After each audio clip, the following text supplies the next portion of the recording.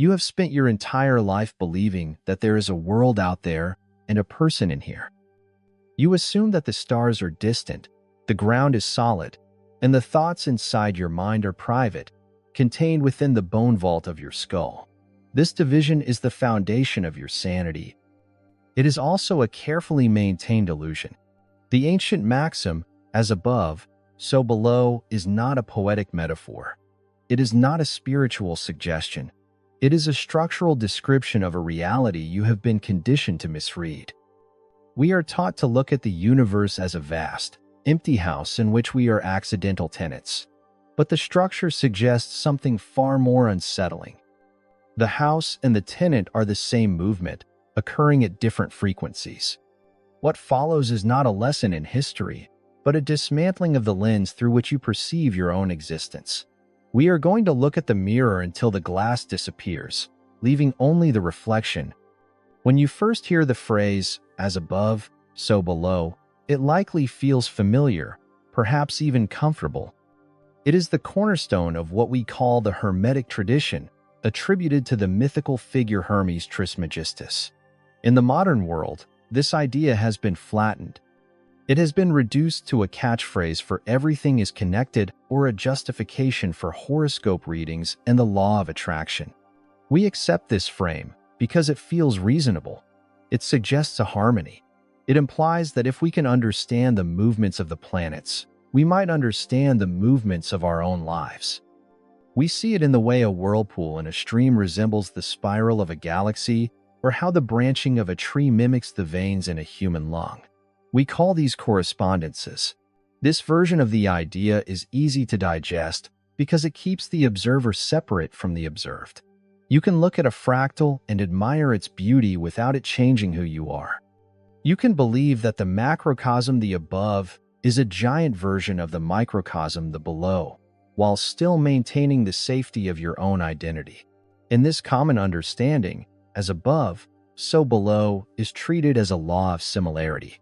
It tells you that the universe is a series of Russian nesting dolls, each one a smaller version of the one before it.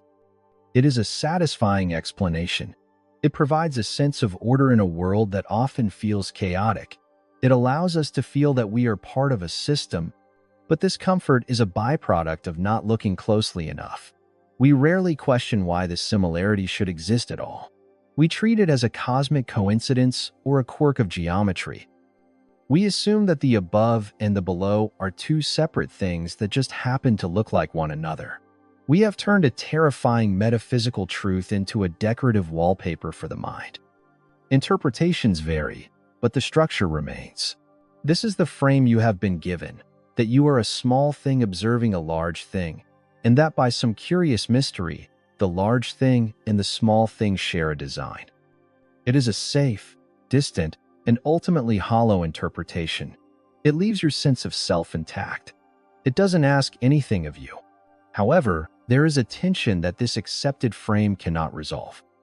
If the above and the below are truly the same, why is the experience of being below so profoundly defined by fragmentation and isolation? In the ancient texts, specifically the Emerald Tablet, the phrase is more precise. That which is below is like that which is above, and that which is above is like that which is below. To do the miracles of the one thing. Note the singular, the one thing. The tension arises when we realize that our daily experience of reality contradicts this unity. You do not feel like a galaxy. You feel like a person with a mortgage, an occasional headache, and a persistent sense of being separate from the person sitting next to you. If the structure of reality is truly unified, then our perception of separation isn't just a mistake, it is a structural anomaly. Consider the nature of a mirror. When you look into a mirror, you see a face. You know, intellectually, that the face in the glass is a reflection of the face on your shoulders.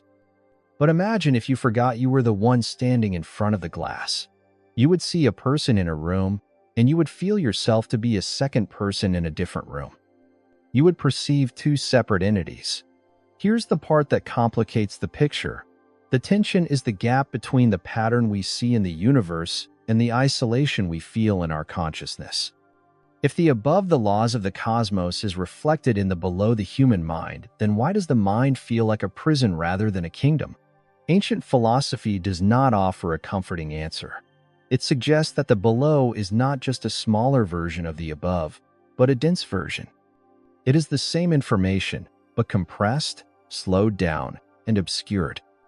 The tension exists because we are looking at the reflection and trying to understand the light, while forgetting that we are the glass itself. The contradiction stands. Either the universe is a fragmented collection of similar shapes, or it is a single, undivided movement that we are currently misperceiving as fragmented. If the latter is true, then your entire identity, the you that thinks these thoughts, might be the very thing that prevents you from seeing the above. This tension is not a modern discovery. It is a recurring pattern that haunts every major symbolic system in human history. It is a ghost in the machine of our civilizations. This isn't proof, it's a pattern. Look at the Vedic traditions of ancient India. They spoke of Atman and Brahman. Atman is the individual soul, the below. Brahman is the ultimate reality, the above. Their core realization was not that Atman and Brahman are connected, but that they are identical. Tat tvamas, that thou art. The pattern here is not similarity.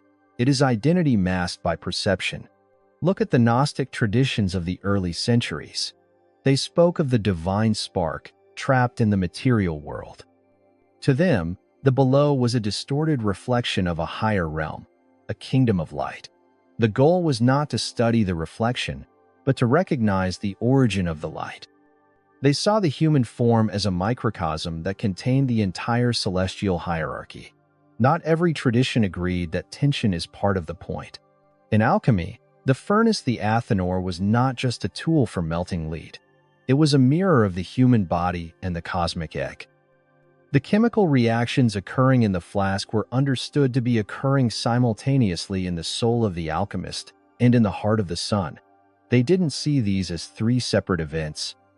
They saw them as one event occurring at three different densities.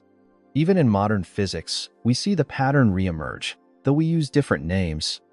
We speak of quantum entanglement, where two particles, no matter the distance between them, behave as a single unit. We speak of the holographic principle, the theory that the entire volume of the universe can be described by information encoded on its boundary. The pattern is always the same. The part contains the whole. Whether you are looking at an Egyptian temple designed to mirror the constellations, or the way a Fibonacci sequence governs both the seed head of a sunflower and the curve of a hurricane, the message is repetitive. The structure of reality is recursive. It does not matter which era you live in or which language you speak.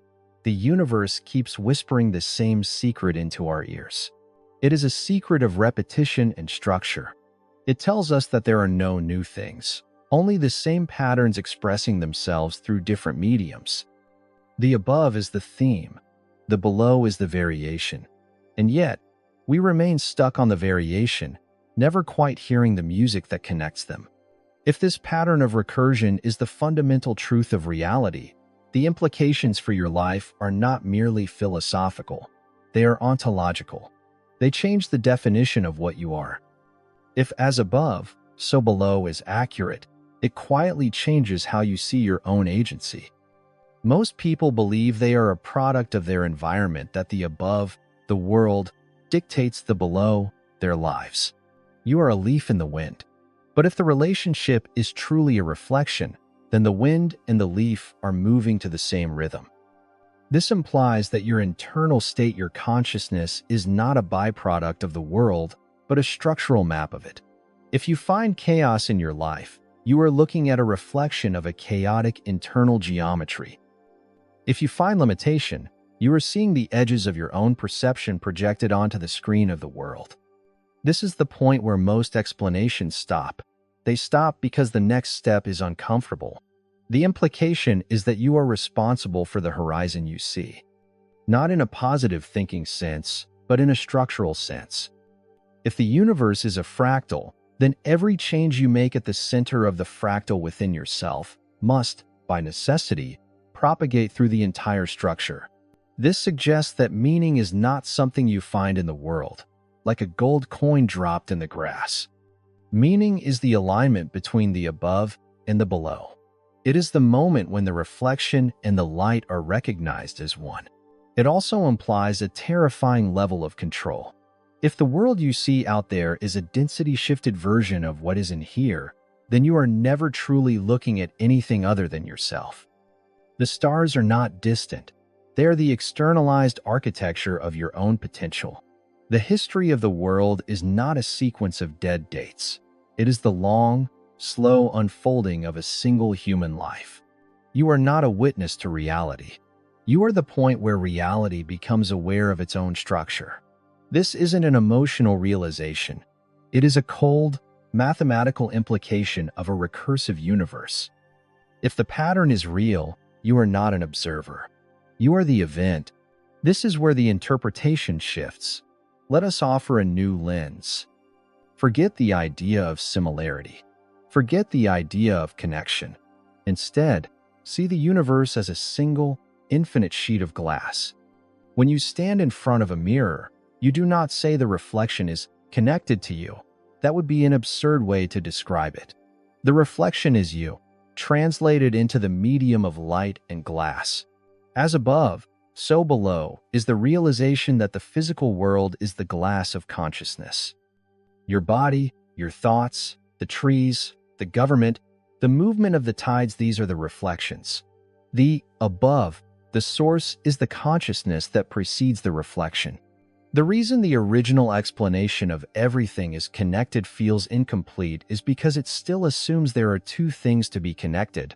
But in a truly recursive reality, there is only one thing. The above and the below are not two ends of a bridge. They are the same point, viewed through two different lenses. Imagine a dream. In a dream, you might see a mountain.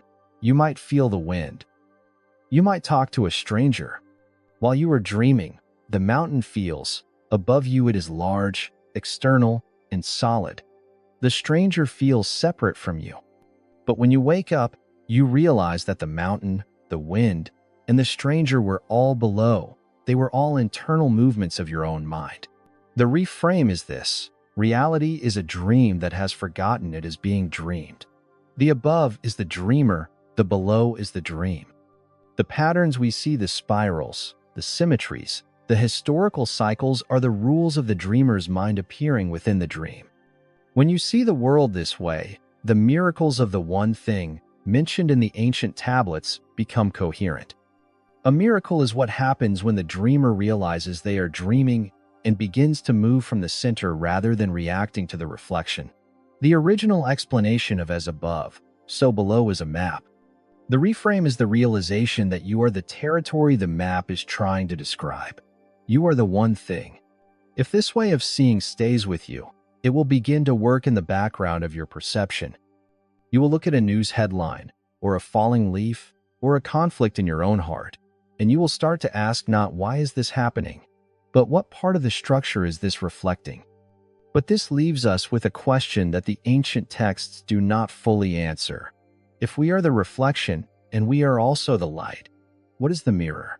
What is the substance that allows the above to become the below? What is the medium that creates the illusion of distance between your thoughts and the stars? We often think of the void, or space, or time as the container of reality. But if the pattern is truly recursive, then even the container must be a reflection. If you are the universe looking at itself, then who is the one who is looking at you? The mirror is there. You can feel its cool surface every time you touch the world. But as long as you are looking at the reflection, the glass itself remains invisible. Perhaps the next step is not to understand the reflection better, but to wonder what happens when the mirror is broken. If this way of seeing stayed with you, the next video continues the thread.